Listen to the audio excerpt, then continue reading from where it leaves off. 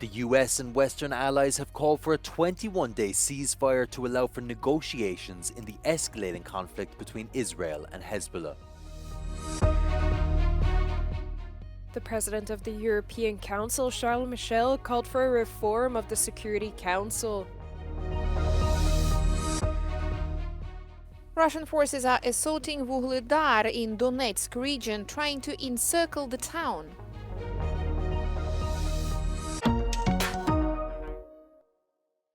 J'ai tenu à demander. France and the United States unveiled plans to propose a 21-day ceasefire deal between Israel and Hezbollah.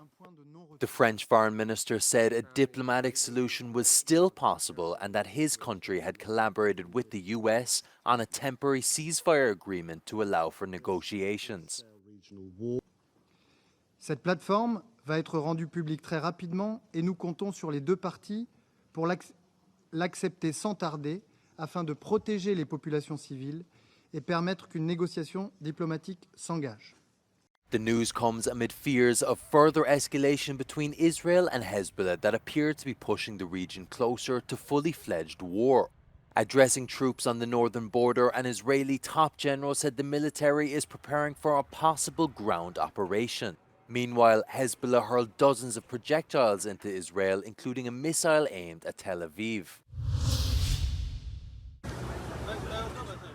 The President of the European Council, Charles Michel, called for a reform of the Security Council. He warns that a failure to punish crimes against humanity risks allowing them to become normalized. A permanent seat on this Security Council is not a privilege, it is a responsibility. A grave responsibility bestowed on only 5 nations to be the guardians of world peace. Today, some of these members are not living up to their responsibility. The Security Council must be reformed to make it more inclusive, more legitimate, and more effective. French President Emmanuel Macron shared a similar sentiment. Tant que nous aurons un Conseil de sécurité qui est bloqué, je dirais de manière réciproque selon les intérêts par les uns et les autres, on aura du mal à avancer. Et donc rendons simplement ces Nations Unies plus efficaces, d'abord en les rendant peut-être plus représentatifs. C'est pourquoi la France, et je le redis ici, est favorable à ce que le Conseil de sécurité soit élargi. L'Allemagne, le Japon, l'Inde, le Brésil devraient en être des membres permanents, de même que 2 pays que l'Afrique désignerait pour la représenter.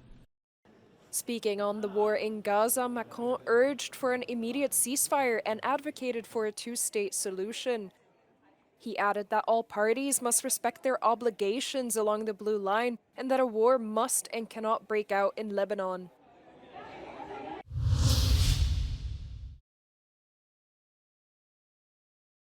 Addressing troops on Israel's northern border, the Israeli Army Chief of Staff announced that the military is preparing for a possible ground operation in Lebanon, saying Israel's latest airstrikes in Lebanon were designed to prepare the ground for possible entry. נכנסים פנימה, משמידים שם את האויב, הולכים חד להשמיד תשתיות. אלה הדברים שיאפשרו לנו להחזיר את תושבי הצפון אחר כך בביטחון.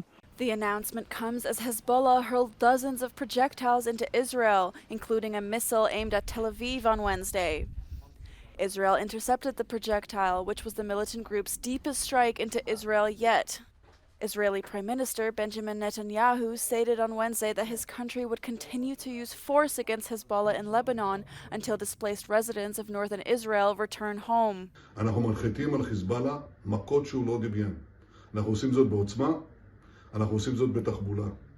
דבר אחד אני מבטיח לכם, אנחנו לא ננוח עד שהם יחזרו הביתה. More than 50 people were killed by Israeli airstrikes in Lebanon on Wednesday, according to Lebanon's health minister, raising the total death toll from the past 3 days to 615. Since Monday, some 90,000 people have been displaced. The EU's foreign policy chief, Josep Borrell, warned against escalation in an address to the UN General Assembly on Tuesday, saying the tensions between Israel and Hezbollah risk turning into a full-fledged war. Portuguese, Spanish, French and UK governments are telling nationals in Lebanon to immediately leave due to increasing hostilities between Hezbollah and Israel. IDF strikes targeting members of the Lebanese militant group have killed at least 575 people in the country's south. A plane from Beirut landed at Copenhagen airport with passengers who escaped the violence. عشنا بكثير أوضاع يعني سيئة بخص من جنوب لبيروت يعني. Især turen fra byen Sur til Beirut var ekstremt hård.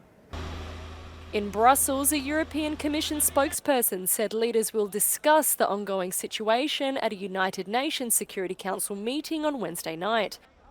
He added that if there is a need for coordinated evacuation, the EU is ready to act.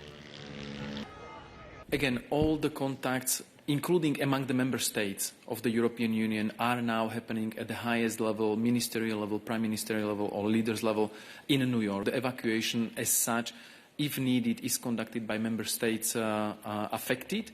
And of course, whenever there is a need for EU-wide coordination, the EAS, our delegation on the ground, and the EAS headquarters are always there for the member states. Thousands of people in southern Lebanon have been displaced due to Israel's attacks. An IDF spokesperson said the campaign is designed to be as short as possible.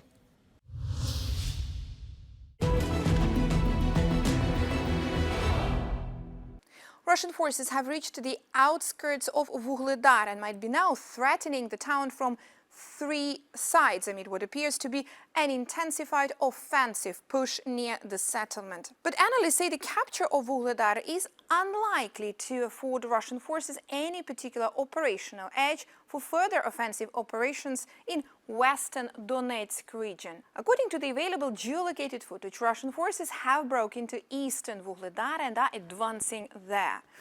They are also pushing on Vuhledar's northeastern flank via Vodyane and southwestern flank via Prechistevka, likely in an effort to encircle the Ukrainian grouping in Vuhledar and force it to withdraw. Located 50 kilometers south of Pokrovsk, the strategic roadway junction and logistics hub, Vuhledar is often called a fortress, which has been holding on for 2 years and a half. There are concerns that its loss would pose a threat to the southern flank of Pokrovsk, a priority target for Russian army in Donetsk region. But the Institute for the Study of War argues that Russia's potential seizure of Vuhledar is unlikely to fundamentally alter the course of offensive operations in the area, saying that Vuhledar is not particularly crucial logistics node. Russian forces already either control or have fire control over most of the main roads running into the town, so the capture of Vuhledar would not immediately offer Russian forces access to a new roadway, nor cut Ukrainian forces off from a roadway that is crucial to their logistical supply. The Institute for the Study of War previously assessed that Russian offensive efforts near Vuhledar and Pokrovsk are mutually reinforcing, and they're intended to stretch Ukrainian forces along a wider front in Donetsk region. What lobbying footprint does big oil have on EU climate policy? The world's top 7 fossil fuel companies by global revenue, along with a network of over 50 organisations, attended more than 1,000 meetings with the European Commission between 2019 and 2024, according to a new report published by Transparency International. 2/3 of the meetings of the networks are also concerning Green Deal. So Green Deal was really the most lobbied policy area. And one subject that is recurring over and over again is the push for the use of hydrogen, but also the push of carbon storage and capture systems. Now, these systems are quite controversial today, but they found themselves their way into the new Commission priorities. Their total lobbying budget was close to 64 million euros, placing them among the most well-resourced organisations in Brussels, Kuranguno said. He added that they found an overlap with the networks and the delegates that are present at the COP28 climate conference. So we saw at the COP28 that it was the COP with the highest presence of fossil fuel lobbyists or organizations linked to the fossil fuel industry in the history of the COP. And what we see the results of what was decided together by the parties is that a total phase-out of fossil fuel was not enacted. Another report published by Fossil Free Politics claims Russia's invasion of Ukraine facilitated fossil fuel companies' political access to advise on Europe's response to the energy crisis. It shows, of course, that there was like a Repower EU agenda, and they opened the door for fossil fuel industry to ask for their input, and they basically gave them free access to draft a new plan for the EU to respond on the threats linked to the Russian invasion and make EU less dependent from Russian gas. Ursula von der Leyen stressed the Commission's transparency system should be strengthened by subjecting all managers to the Transparency Register, a database listing organisations that try to influence the European institutions' decisions. People in most European countries are dining out earlier compared to pre-pandemic times. New research by MasterCard shows customers have brought the clock forward by 10 minutes on average. The starkest changes were observed in Austria 18 minutes earlier, Portugal 16 and Ireland 15. Previous studies showed that early dinners benefit digestion, reduce cardiovascular risks and improve blood glucose levels. But according to the research, that's not the only reason Europeans are having early dinners. One reason is that we are working more flexibly, so we have more control over our schedules and we can decide when we want to go out to eat. And second reason is that perhaps consumers have become more health conscious. They prioritize sleep, they go to bed earlier, they sleep longer. COVID-19 hasn't only changed dining times. The findings also show that grocery shopping has shifted to earlier in the week. Consumers now tend to shop more on traditionally quieter days, such as Monday and Tuesday.